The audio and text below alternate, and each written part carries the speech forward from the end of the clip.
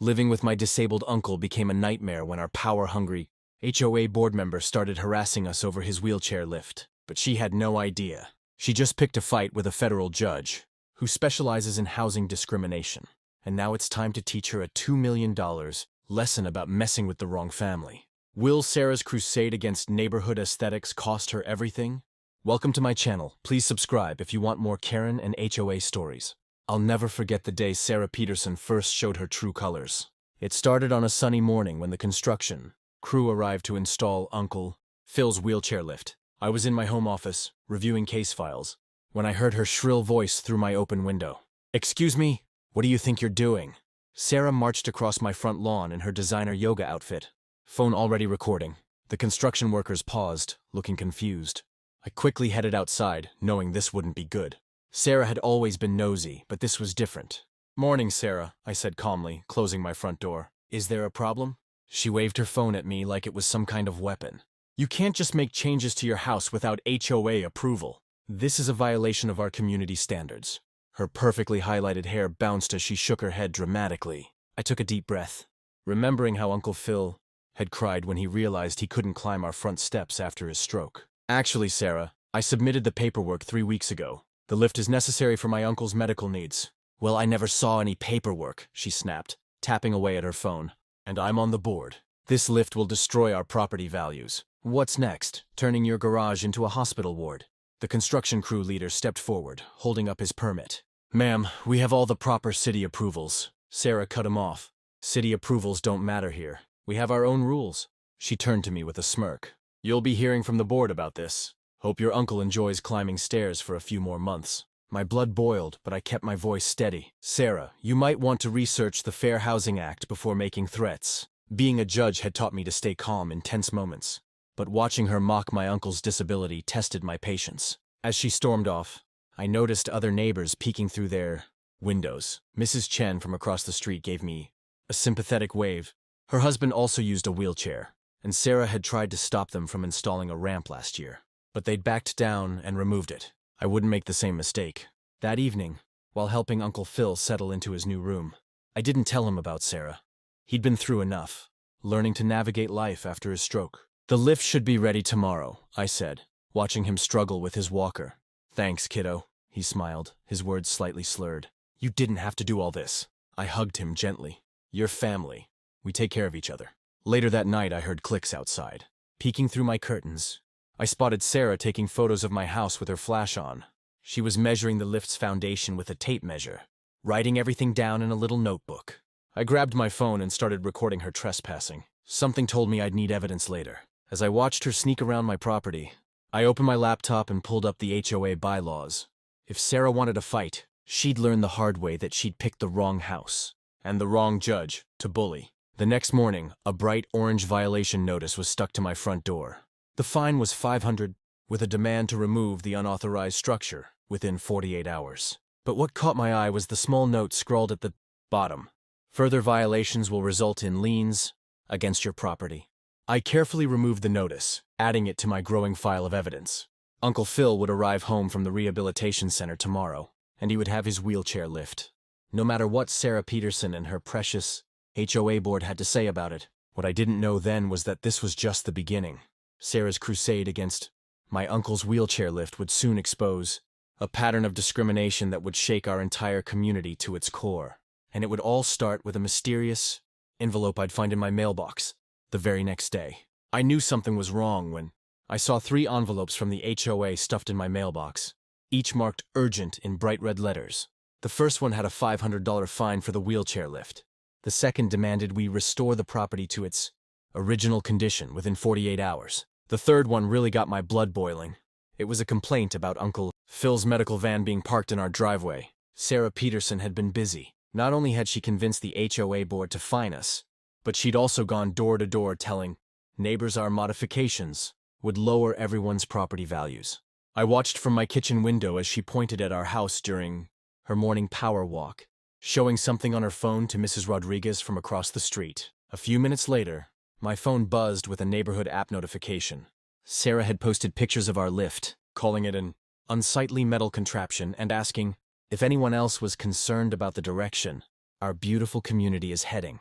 Uncle Phil noticed something was bothering me during breakfast. "Looks like you've got that judge face on," he said, trying to make me smile as he carefully maneuvered his wheelchair at the table.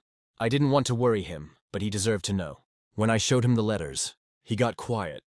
The kind of quiet I hadn't seen since Aunt Mary passed away last year. "Maybe I should look into those nursing homes," he mumbled, staring at his untouched coffee. That's when I decided Sarah Peterson needed a lesson in law and human decency. I spent my lunch break pulling up property records, HOA bylaws, and federal housing regulations. The more I dug, the more interesting things got. Turns out Sarah had her own unapproved modifications. A garden shed that crossed the property line and a satellite dish installed without permits. But I wasn't about to stoop to her level of petty revenge. Not yet, anyway. The next morning, I found Sarah measuring our front yard with a tape measure. She jumped when I opened the door, but quickly put on what I call the Karen smile. All teeth, no warmth. "Oh, good morning. I'm just doing a routine compliance check," she chirped, waving a clipboard with official-looking papers. I noticed she'd brought backup. Linda, from the architectural committee, was taking photos from the sidewalk. "Since you're interested in measurements," I said calmly, "would you like to see the approved blueprint for the lift? Or maybe the ADA compliance certificate?" Sarah's smile flickered for a second. "Well, the thing is, these modifications weren't approved by the board, and we have standards to maintain." She emphasized standards, like she was talking about national security, instead of a beige wheelchair lift. I was about to respond when Uncle Phil appeared at the door behind me. He'd been a high school principal for 30 years before his stroke, and he still had that way of making people feel like they'd been sent to detention. "Ms. Peterson," he said firmly, "would you like to explain why you're photographing my medical equipment without consent?" Sarah stumbled over her words, suddenly very interested in her clipboard. Linda had already started speed-walking back to her house. But before Sarah could retreat, I held up my phone, showing her the security camera feed of her inspection. What she didn't know was that I'd already sent the footage to my colleague at the Civil Rights Division. As Sarah hurried away, I got another notification. She'd called an emergency HOA meeting for tomorrow night to discuss pressing property violations. The message included a photo of our house with the lift circled in angry red markup. Uncle Phil saw it too and shook his head. "You know," he said thoughtfully, "in all my years of teaching, the bullies always had the same look on their face right before they learned their lesson." I smiled, thinking about the thick folder of legal documents sitting on my desk at the courthouse. Sarah wanted to play HOA enforcer? Fine. But she was about to learn why my colleagues nicknamed me the Hammer. Tomorrow's meeting was going to be very educational for everyone involved. I was helping Uncle Phil into his car for physical therapy when I noticed Sarah peeking through her blinds again. She'd been watching our house like a hawk ever since the lift was installed. But today felt different. She had that smug look I'd seen too many times in my courtroom, right before someone made a terrible mistake. 20 minutes later, my Ring doorbell started sending notifications to my phone. I couldn't believe my eyes. Sarah was marching up my driveway with 3 men in suits, carrying clipboards and measuring tape. My security camera caught every word as she announced, "As HOA board members, we have the right to inspect any violations." They started measuring the wheelchair lift while taking photos from every angle.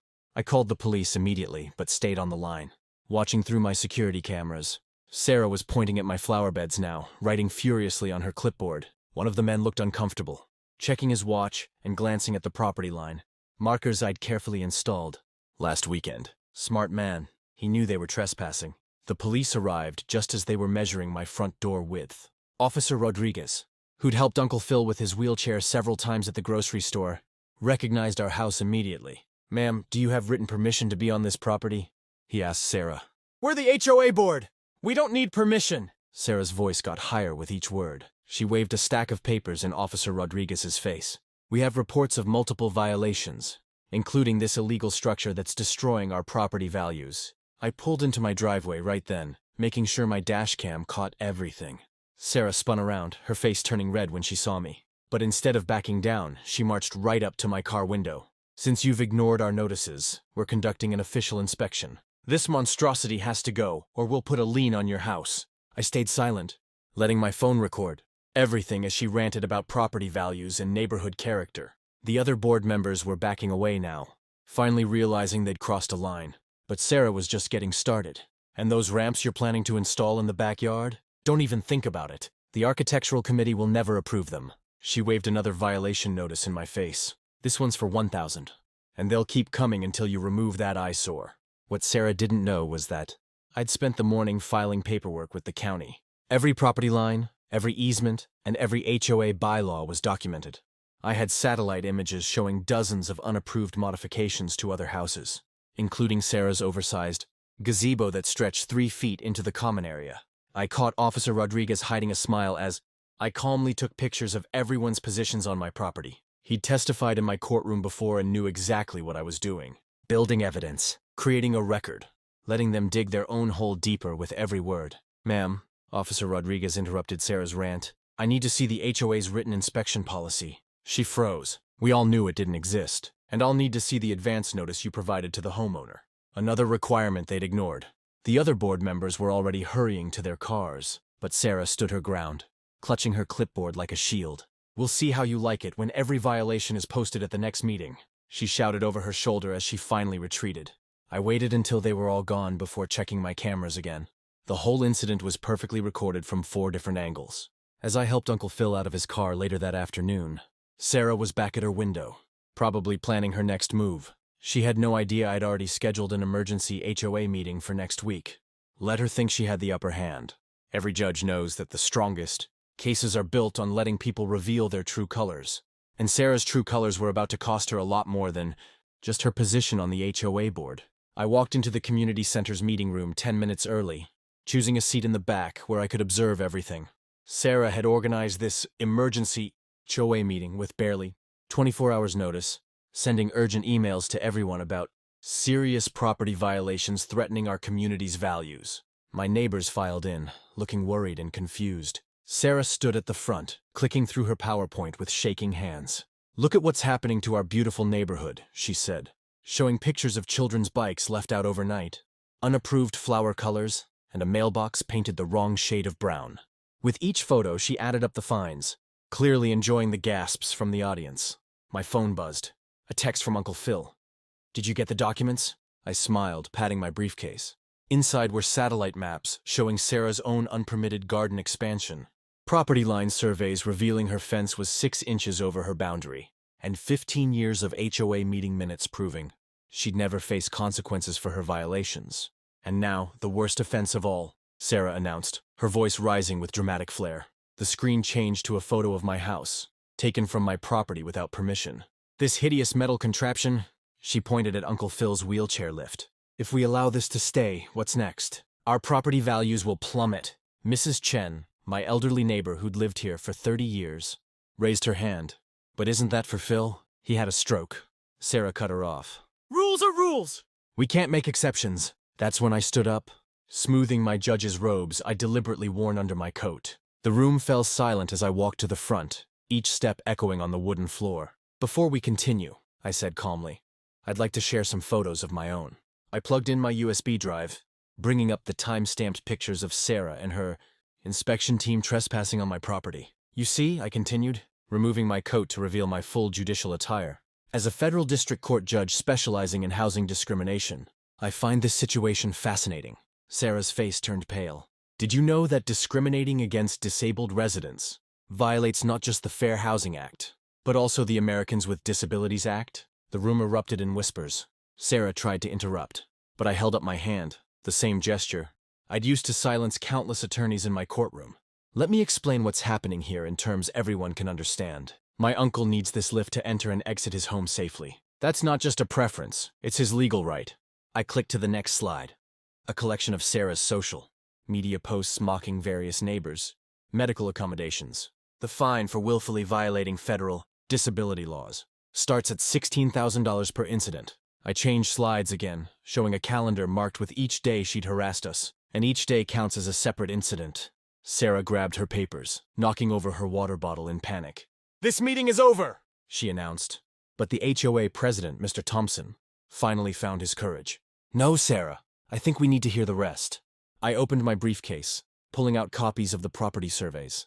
And while we're discussing rule violations, the room grew tense with anticipation. What would the judge reveal next about their power-hungry board member? But before I could continue, the community center doors burst open. Every head turned to see who had arrived, and Sarah's face told me this unexpected visitor might change everything. Sarah's face turned white as chalk when I revealed my position as a federal judge. I could see her perfectly manicured nails digging into the podium as she tried to keep her composure. The other board members started squirming in their seats. But what happened next showed just how far Sarah would go to maintain her power. "I don't care if you're the President of the United States," she snapped, her voice shaking. "Rules are rules, and that ugly metal contraption has to go." Several gasps echoed through the room. I noticed Mr. Jenkins, our retired mailman who'd served on the board for 20 years, shaking his head in disbelief. I calmly pulled out my laptop and connected it to the projector. "Let's review some interesting documents I've found," I said, clicking through to display the original neighborhood plans. "Notice anything missing, Sarah? There's no mention of the special architectural committee you created last month, the one you've been using to target specific homeowners."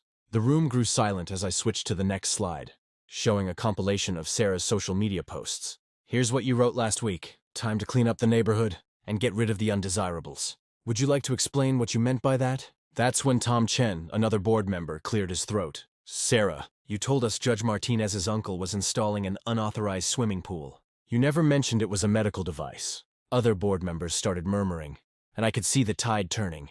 But Sarah wasn't done. She pulled out what she thought was her trump card.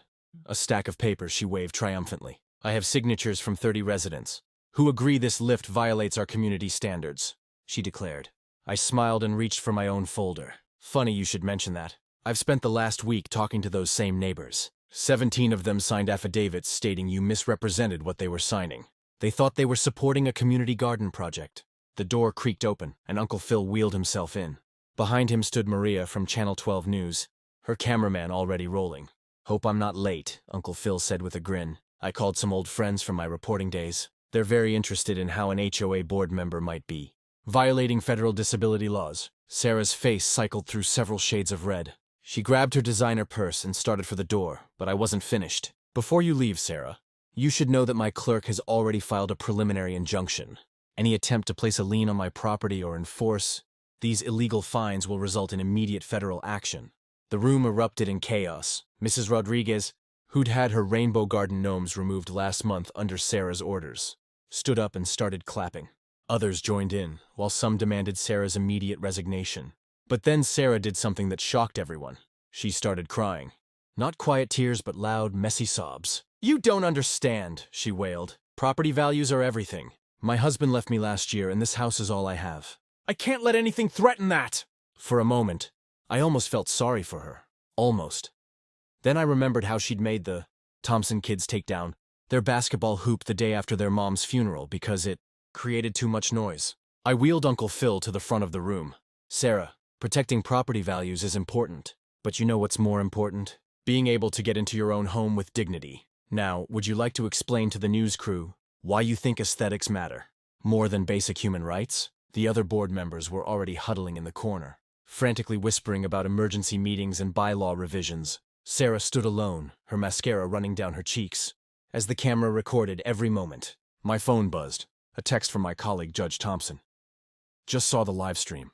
The disability rights groups are already calling my office. This is going to be big." I looked at Uncle Phil, who winked at me. We both knew this wasn't just about a wheelchair lift anymore. This was about standing up to the petty tyrants who think their rules matter more than people. And tomorrow, when I opened court, Sarah would learn exactly how expensive that lesson could be. The morning of the final HOA hearing felt different. I walked into the community center to find every seat taken, with neighbors standing along the walls. Sarah sat at the front table, clutching a thick folder of violations, but her usual smirk was gone. Her lawyer kept whispering in her ear, probably warning her about the mess she'd created.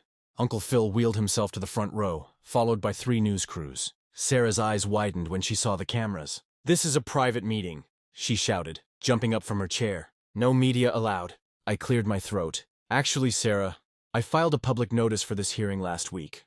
These journalists are here legally." I pulled out the document showing I'd followed every rule in the HOA bylaws, the same bylaws she loved using against others. The HOA's lawyer spoke up first, trying to defend their actions. But I was ready. One by one, I showed photos of other modifications the HOA had approved. A neighbor's elaborate fountain, another's massive playground, and even Sarah's own 3-car garage. Extension that definitely wasn't in the original plans. "So," I said, pointing to my presentation screen, "we have documented proof of 17 similar modifications approved in the last year alone. But somehow, a medical necessity for a disabled veteran was denied? The room fell silent as I clicked to the next slide. A photo of Sarah measuring my property without permission. That's when Sarah made her big mistake. She stood up, red-faced, and yelled, "This isn't about disability. It's about keeping our property values high. No one wants to live next to a house that looks like a nursing home." The gasps from the audience were audible. 3 board members immediately moved their chairs away from Sarah.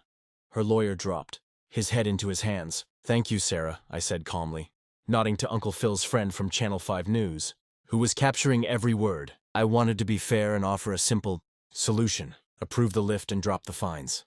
"But you've just given me everything I need for a federal housing discrimination lawsuit." Sarah's face turned from red to white as I explained how her own words proved discrimination.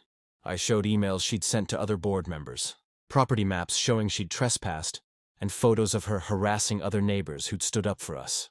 The board called for an emergency private session. 10 minutes later, they returned with a unanimous decision. Not only was my uncle's lift approved, but they also voted to remove Sarah from the board permanently. But I wasn't done. I pulled out one last document, a petition signed by 38 neighbors who'd come forward with their own stories of Sarah's harassment. "This stops today," I announced. "The board will create new bylaws protecting disabled residents, or we move forward with legal action." Sarah stormed toward the exit, but stopped when she saw her picture already going viral on local news sites. HOA board member caught on camera, discriminating against disabled veteran. 2 weeks later, I stood proudly beside Uncle Phil as workers installed a new sign at our neighborhood. Entrance: Riverside Community and Accessible, Home for All. The best part? It was placed right where Sarah used to post her violation notices. The story made national news. My office was flooded with calls from other families facing similar discrimination. I took their cases pro bono, and together we changed HOA laws across 3 states. Sarah put her house up for sale the next month. But before she left, Uncle Phil did something amazing. He invited her over for coffee. "I forgive you," he told her, "and I hope you learn from this." She didn't say a word, but I saw tears in her eyes as she looked at the ramp that had started it all. Today, every time I help Uncle Phil up that lift, we remember how standing up for what's right can change more than just one person's life. The folder of violation notices sits in my office now, a reminder that justice sometimes starts right at your own front door.